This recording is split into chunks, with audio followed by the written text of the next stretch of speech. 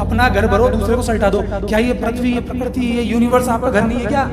आप समझने को तैयार ही नहीं है। पत्थरों के मकान बना लिए, खुद को खत्म कर लिया।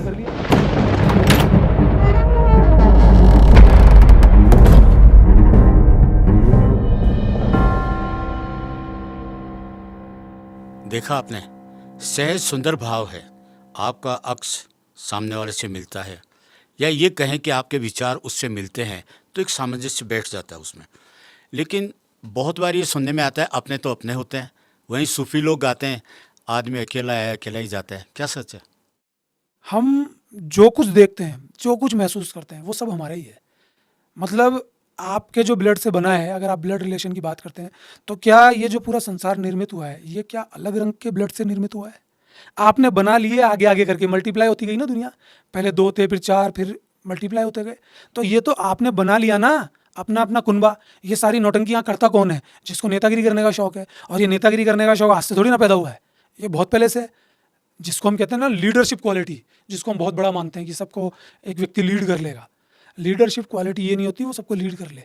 लीडर होता है जो प्रेम भाव से खुद को मिटा के उनको जिंदा कर दे, अपने लोगों को। राजा ऐसा होना चाहिए। तो ये जो नेतागिरी का शौक है, जो लीडरशिप का शौक है, ये सदियों से चलता आ रहा है। तो उन लोगों ने अपने संगठन बना लिए। जब उनको लीडरशिप करनी है तो उनको फिर लोग भी चाहिए जो उनकी बात माने। और जब उनकी बात मानने वालों में से एक व्यक्ति ऐसा निकल जाता है जो उसका विरोध कर देता है, वो फिर अपना कुनबा बना लेता है, वो अपना ग्रुप बना लेता है। ये बने कहाँ से? फिर कोई उनको धर्मों का नाम दे देता है, कोई समाज का नाम दे देता है, जाति प्रजाति पता नहीं किस किस का नाम दे देता है। साहब ये तो ऐसे चली आ रही है, और पता नहीं कितनी फिर विचारधाराएं जोड़ दी जाती हैं। फिर वो जो व्यक्ति लीडर होता है ना, उसी कोई महापुरुष, अवतार, क्या क्या नाम दे दिए जाते हैं। अगर जो देते हैं वो उनकी सोच है, सल्यूट है उनकी सोच को। तो अपने हैं क्या आखिर, ये तो देखें। क्या पूरी प्रकृति अपनी नहीं है क्या? आप सोच के तो देखिए, आप क्या बात कर रहे हैं कि मेरा बाप तो मेरा है, दूसरे के बाप को मैं जान से मार दूंगा। लड़ने के लिए तैयार हो रहे हैं। अपना ब्लड अगर चला गया तो हम रो रहे हैं, बिलबिला रहे हैं। अरे उसके साथ थोड़ी देर रहे हैं इसलिए। जो कुत्ता घर में पाल रहे हैं, अगर उसके कोई दिक्कत हो जाए तो चिल्लाते हैं, उसको डॉक्टर की दिखाने ले जाते हैं। लेकिन जो रोड पे कुत्ता तड़प रहा है, उसके कोई दिक्कत हो जाए, हमें फर्क ही नहीं पड़ रहा। क्यों? वो तो अपनी गाड़ी के नीचे आ जाए तो फर्क नहीं पड़ता, घर जाके आराम से दबा के रोटी खाते हैं। तो समझने की कोशिश कीजिए कि ये जो नाटकबाजी की गई है ना, ब्लड रिलेशन, ये परिवार, यही सल्टा गई इंसानियत को। ये भी तो एक स्वार्थ है। अपना घर भरो, दूसरे को सल्टा दो। क्या ये पृथ्वी, ये प्रकृति, ये यूनिवर्स आपका घर नहीं है क्या? आप समझने को तैयार ही नहीं है। पत्थरों के मकान बना लिए, खुद को खत्म कर लिया।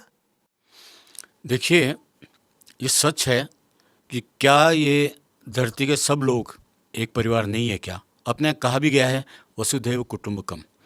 और अनमोल, ये भी देखने में आया है, इंसानों का ही नहीं है, हम ज़्यादातर इंसानों की बातें करते हैं, लेकिन नेचर में जो भी जीव मात्र है उनके अपने परिवार, अपने झगड़े सब रहते हैं। शाम को हम देखते हैं पंछी एक लाइन में जाते हैं, सुबह वो सब दाना चुगने के लिए जाते हैं। यही प्रोसीजर हमारा है। तो जब आदमी पास में किसी के रहता है, उसको अपना परिवार समझे, तो बहुत संकीर्ण अर्थ में आ गया वो सारा।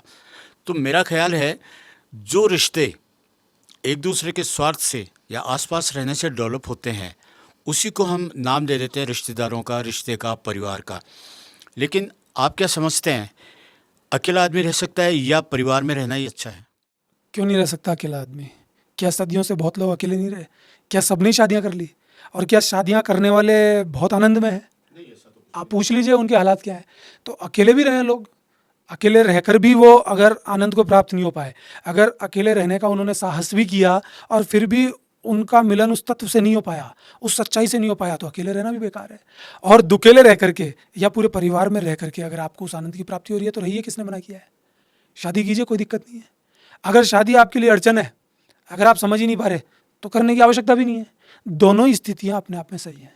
लेकिन मैं आपको फिर ये कहूँगा कि जो भी चीज़ उस चीज़ को करने में बाधा देती है, उसका थोड़ा तो प्रभाव पड़ता है। अगर उस सत्य के नज़दीक पहुंचने में ये परिवार वाला सिस्टम या विवाह का सिस्टम प्रॉब्लम देता है, तो फिर नहीं करना ज़्यादा ठीक है, अकेले रहा जा सकता है।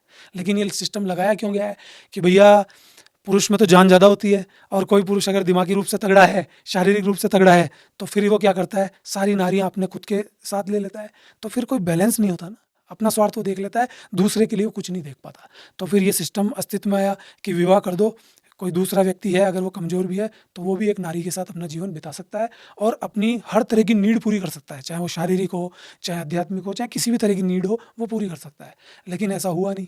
इसका दुष्परिणाम ये हुआ कि आज भी वो परंपरा चल रही है। अगर दमदार पुरुष होता है ना, भले ही उसने शादी एक कर रखी है, लेकिन उस दमदार पुरुष के पास कई महिलाएँ आ जाएँगी, और जो कमज़ोर व्यक्ति है, उसके पास उसकी बीवी तक नहीं आएगी।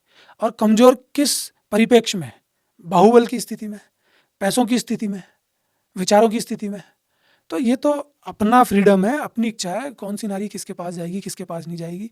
तो अगर सारे सिस्टम को देखा जाए तो हर समय में अलग-अलग सिस्टम रहा है। सभी को मैं तो यही सलाह दूँगा, थोड़ा-सा सहज भाव रखें और इन सब चीज़ों पे ध्यान ना रखते हुए कि साहब अकेले रहना अच्छा है या शादी करना अच्छा है या पहले का सिस्टम अच्छा है, इन सबको छोड़िए।